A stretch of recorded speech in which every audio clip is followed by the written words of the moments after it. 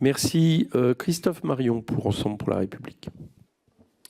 Merci, Monsieur le Président. Monsieur le Premier Président de la Cour des comptes, chers collègues, le groupe EPR tient tout d'abord à vous remercier car la publication de ces rapports arrive à point nommé pour les membres de la Commission des affaires culturelles qui seront amenés à examiner dès que possible le projet de loi relatif à l'organisation des Jeux olympiques et paralympiques de 2030. Alors que 80% des Français ont été conquis par les Jeux de Paris 2024, nous nous réjouissons que vous en dressiez également un bilan positif, même si vous identifiez des axes d'amélioration pour les Jeux d'hiver de 2030. Parmi ceux-ci, vous l'avez rappelé, la Cour recommande de construire une stratégie de valorisation du bénévolat au niveau national. Le déroulement des Jeux a en effet reposé sur une contribution massive de bénévoles auprès du COJOP et des collectivités territoriales, puisque la Cour a compté 41 189 citoyens mobilisés, que je veux saluer, et avec mon groupe d'ailleurs, pour leur engagement et leur impact sur la réussite des Jeux.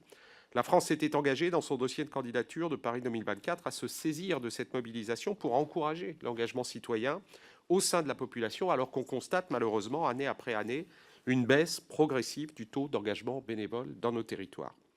La loi olympique du 26 mars 2018 avait imposé l'élaboration d'une charte, vous l'avez rappelé, encadrant le recours aux bénévoles, exposant notamment leurs droits et leurs conditions d'exercice. Or, cette charte a depuis été déclinée par un certain nombre de collectivités pour leur propre programme. Recommanderiez-vous la généralisation de ce type de document dans les territoires ?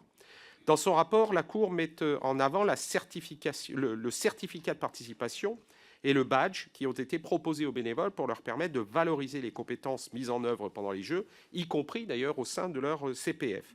Vous considérez cette initiative efficace et réplicable?